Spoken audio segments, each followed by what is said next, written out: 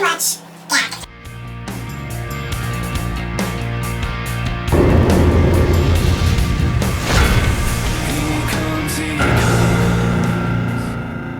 I'd say it all started when we began touring heavily. And I think the first thing, the first critical thing started happening when Dallas and I started writing incredibly soft songs when we were on tour with Samson and Senses Fail, because we were so disenchanted with the shows. And we were like, I think at that point we were writing stuff where we were just like, we were becoming freaking an ambient band at that point because we're so mad at the shows. I think the first stuff that was written, a lot of it was really, really far left, and then we kind of had to rope ourselves in a bit. Same thing happened with Young Cardinals. Young Cardinals was a completely different song. You know, like it was like a stoner riff, like it sounded like a Caius or Fu Manchu song. And then we just we're doing an interview, thank you.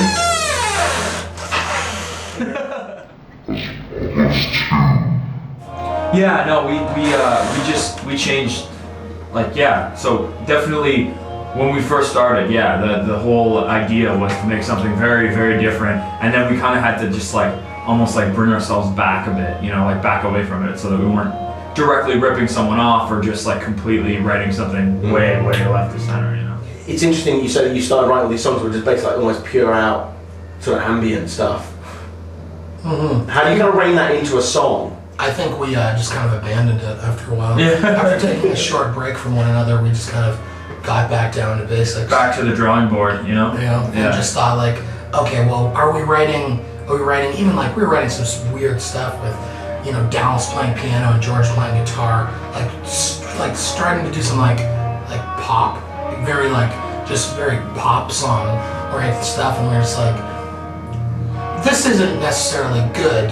This is just so different, and I think we just kind of we were going on such a tangent that we just kind of stopped, and then refocused ourselves on making loud music. So where does all that stuff live? There are all these different outlets outside of Alexis that you all individually have for those other loves that you have.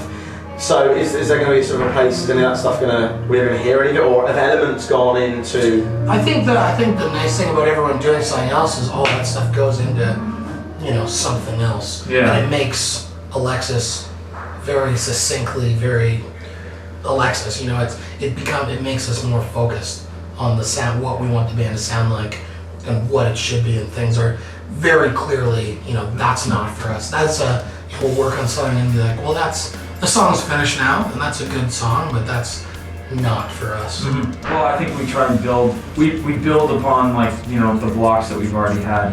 It's I think that Old Crows, Young Cardinals is a continuation of the direction that we were going in when we started writing Crisis.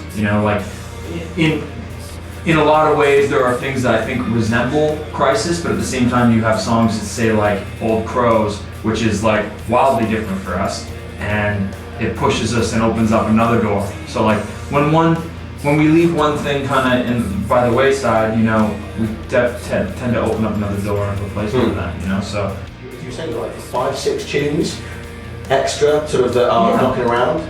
Yeah, there was kind of that period where we were in the studio and we had to figure out what was going to be the record, and because we had way more songs than we knew what to do with. One of which we canceled halfway through the process. Yeah, that's true. Actually, we had a song. The song was referred to as the biker song. The biker song, or something like that. Yeah, biker song.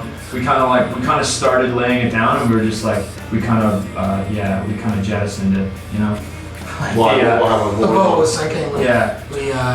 We threw it off the side of the boat. Yeah, basically that was it. Yeah. Did anything survive from that? To extend your metaphor there, was it that sort of riffs and bridges and other bits get taken from it, or was it literally just you push the whole thing out to seem like a Viking burial? Yeah, this one right now, I don't think, who knows, a lot of the parts of that song could resurface later on in something else, as an idea doesn't necessarily die, I guess sometimes it does. Sometimes we just completely cancel stuff, but. Yeah, who knows, So what was the song? What was the song? Build an idea of what the song sounded like, and then why it just... I think it all started from this riff that I wrote that I thought, was, closer to maybe Rage Against the Machine territory. Was it bouncy? No, it was just like big. It was almost like too big, you know, like it wasn't like there wasn't anything subtle about it. It was like, you know, it's just all you know, like it was split apart from the rest. Yeah, it lent itself to nothing but that. Yeah. There was no way to make, and it's just like we're just really rocking it, Mm-hmm. and you know, I don't think that was right. Yeah, it didn't. As much as we tried to make it right, just was not. It's not for us. Yeah. So my song, remember when I came and hung out and tried and sat really quietly on your sofa while you guys were writing that song? Stand on your own. And you did the drums and I was like, Beer, do that. Oh yeah. That like massive, what happened to her? It got recorded. And B-side, I guess. we didn't, when we kind of, it became crunch time for everything. We recorded vocals for the other songs that we knew were further along.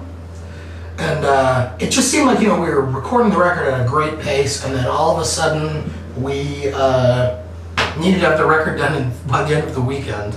And we were like, okay, it's Thursday at about 6 o'clock, so I guess we'll cancel we won't go for dinner.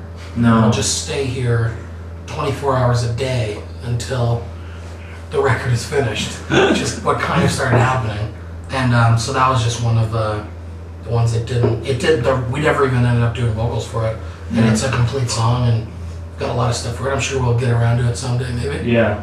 So far we've got 3 completed B-sides, but we have 2 that are Waiting in the Wings. waiting in the wings 3. to finish. 3, sorry. No, yeah, because we have the cover.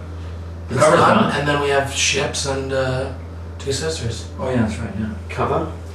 We did a cover Of? The Dead Heart by Midnight Oil. Okay, I know of the band, I don't know that specific song. Yeah. Have you Alexised it up or have you kept it kind of... Yeah, Yeah. we have Alexis it up, yeah.